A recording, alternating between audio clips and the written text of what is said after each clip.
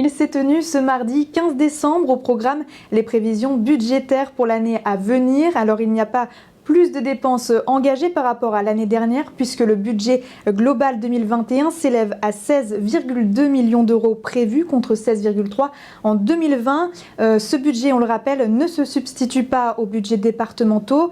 Le pays Yvelines Hauts-de-Seine permet de réaliser des économies grâce à une mutualisation des services, à une mise en commun des marchés. C'est ce qu'on appelle les économies d'échelle. Comme on passe des commandes en volume beaucoup plus importante, les entreprises ajustent leur prix plutôt à la baisse.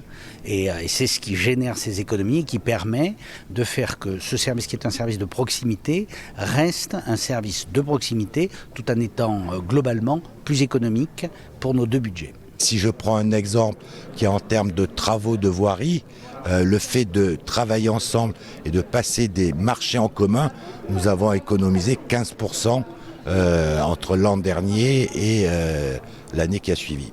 Concrètement, en 2021, et comme chaque année, 3 grands domaines d'investissement mutualisés entre les départements, l'entretien et l'exploitation du réseau routier départemental qui dispose d'une enveloppe de 12,9 millions d'euros, l'archéologie préventive avec 630 000 euros prévus et enfin l'adoption avec 147 000 euros.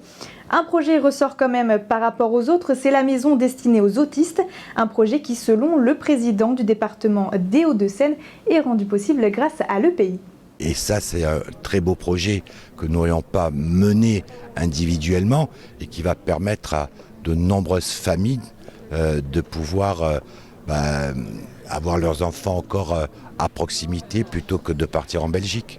La question reste la suivante, les deux départements vont-ils finir un jour par fusionner? Une interrogation qui pourrait être l'un des enjeux des prochaines élections départementales en juin prochain.